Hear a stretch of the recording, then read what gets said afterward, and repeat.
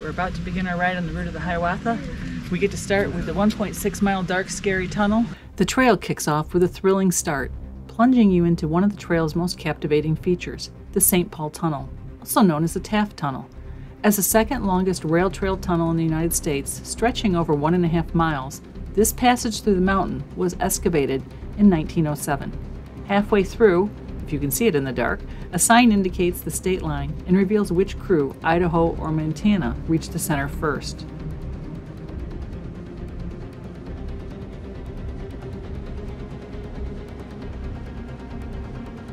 This is one of those things that looks like we're going uphill, but we're pedaling like we're going downhill.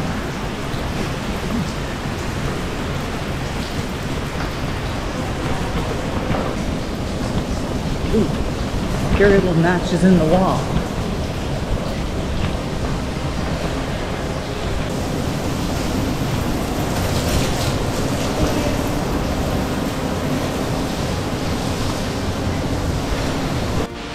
As you emerge from the tunnel, take a moment to admire the waterfall cascading down the rocks.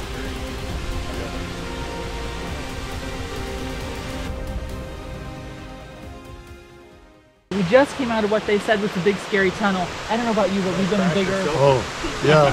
We've been in bigger and we've been in scarier. Lots bigger. That was. Scary. I think I was happy we had our light, but we only have 300 lumens, and that.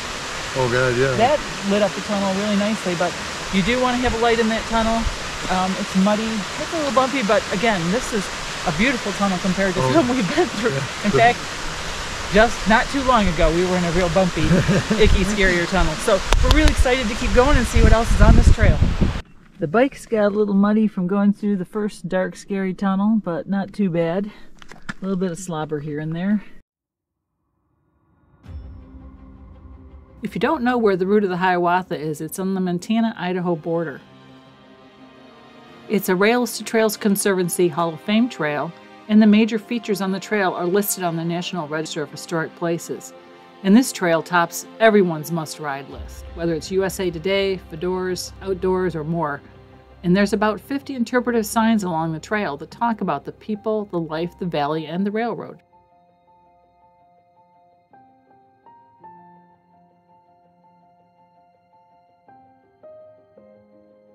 This route was known as one of the most scenic stretches of railroad in the country. The Milwaukee Road's route of the Hiawatha ran from 1911 to 1961 on a 46-mile passage. It was an important main line to the West Coast. It was also the last transcontinental route to be completed.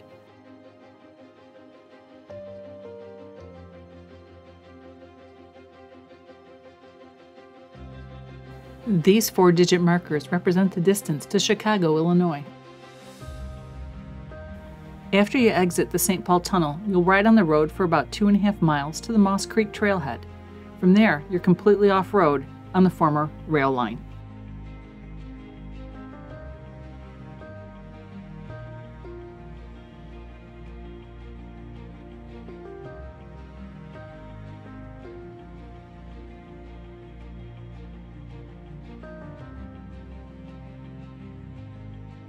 Tunnel 22, at 1,516 feet long, has the distinction of being the 13th longest rail trail tunnel in the country.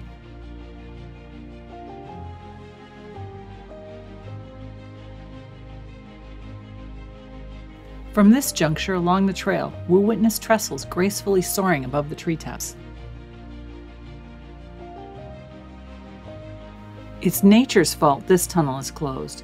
There are several major geologic fault lines running under these mountains, and the mountainside here is slowly shifting along a fault line into the right side of this tunnel, collapsing it.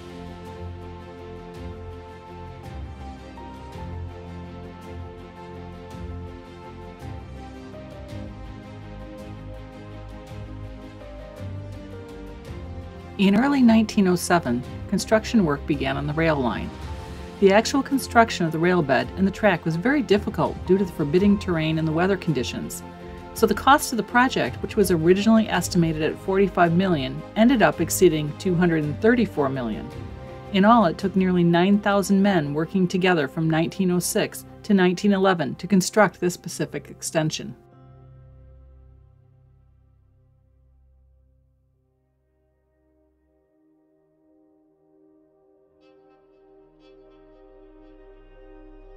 On June 29, 1947, the pride of the Milwaukee Railroad was introduced. It was an all-new streamlined train called the Olympian Hiawatha. It was a luxurious and futuristic train that had a sky-top lounge car and offered unparalleled views. The last passenger train, the Olympian Hiawatha, passed through the Bitterroots in 1961.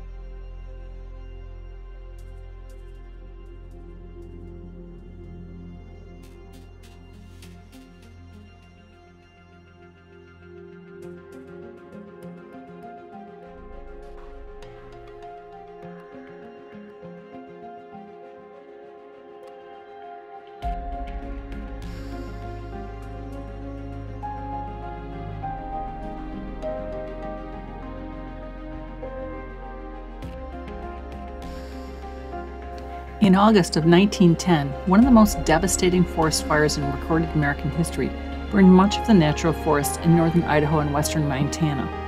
The fire burned 3 million acres and killed 86 people. Hurricane-force winds shot fireballs for miles across the mountains. It was so huge that a massive cloud of smoke spread throughout southern Canada and the northern United States, all the way to the St. Lawrence waterway. The darkness from this smoke was so bad that for 5 days artificial lighting had to be used from Butte, Montana to Watertown, New York.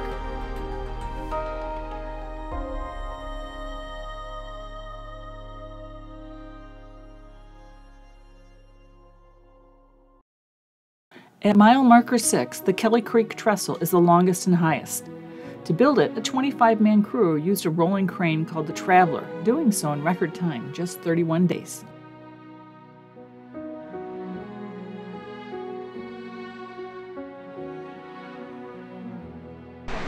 This is not for the faint of heart. If you're scared of heights, you don't want to leap too far over the edge of this.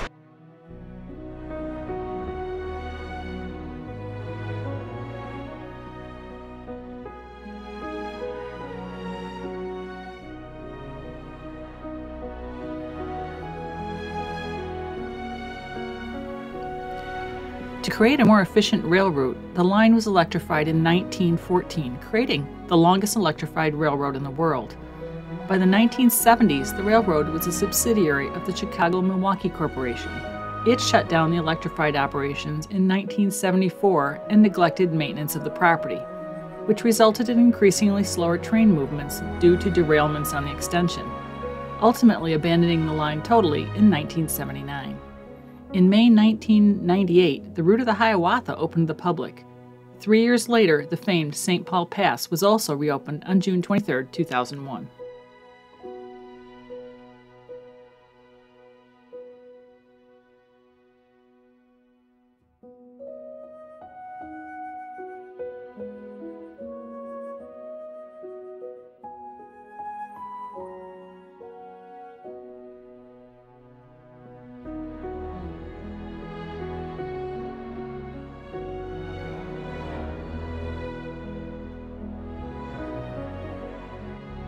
I haven't been actually counting the trestles, but we've been over, I don't know, 6 or 7 of them. There's one right over my shoulder. I hope I've captured it. This is a really cool trail with tunnels and trestles and more. Oh my!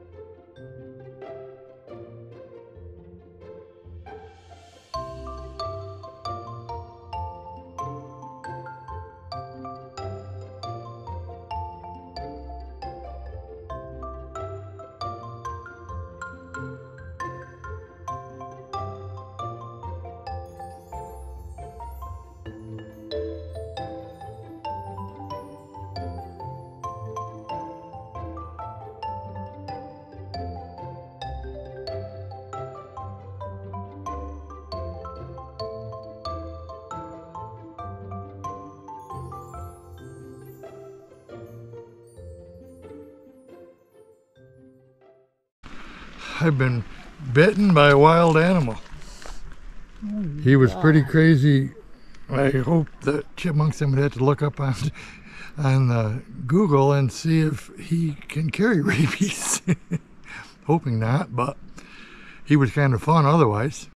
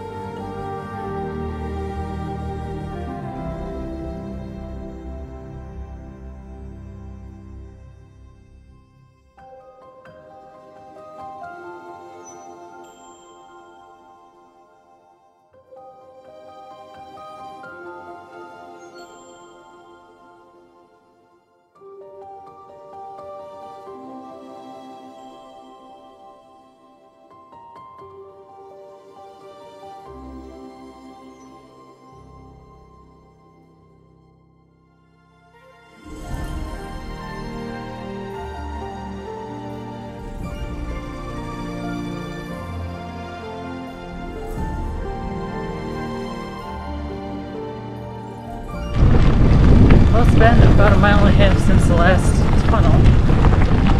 Not sure if we've been through the Mona because I lost count, and it's been a beautiful ride, and it is downhill. But I think you could ride it back uphill if you wanted to without any trouble, especially on an e-bike.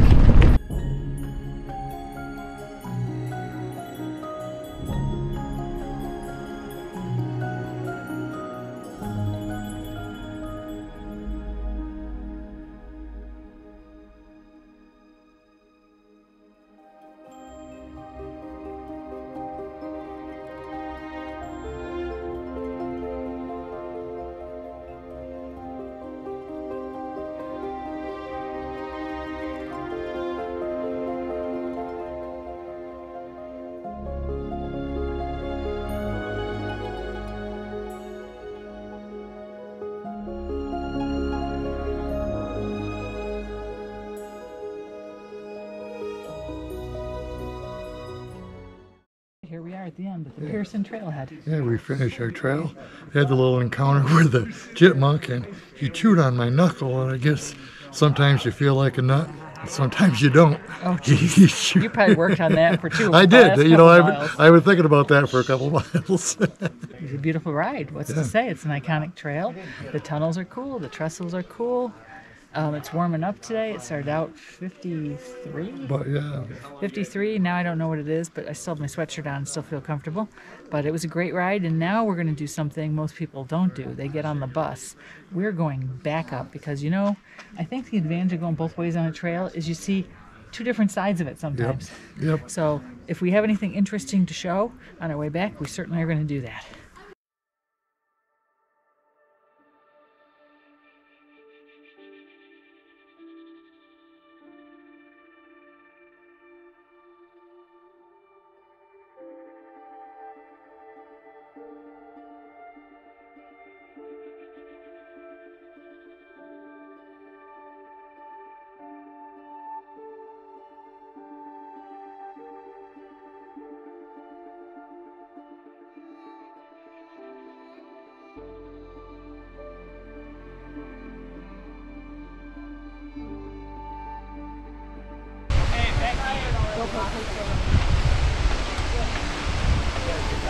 Hey, Becky, you go in front.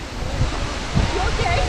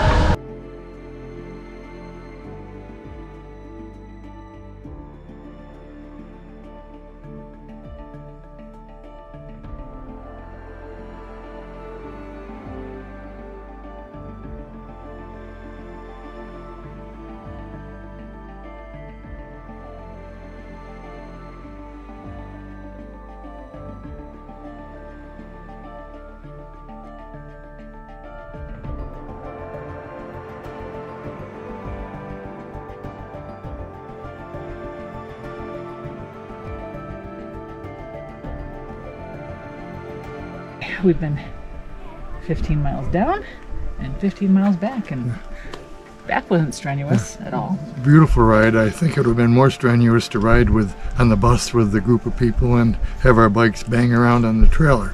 But, you know, great ride. Glad we did it, and another notch in our bike rides.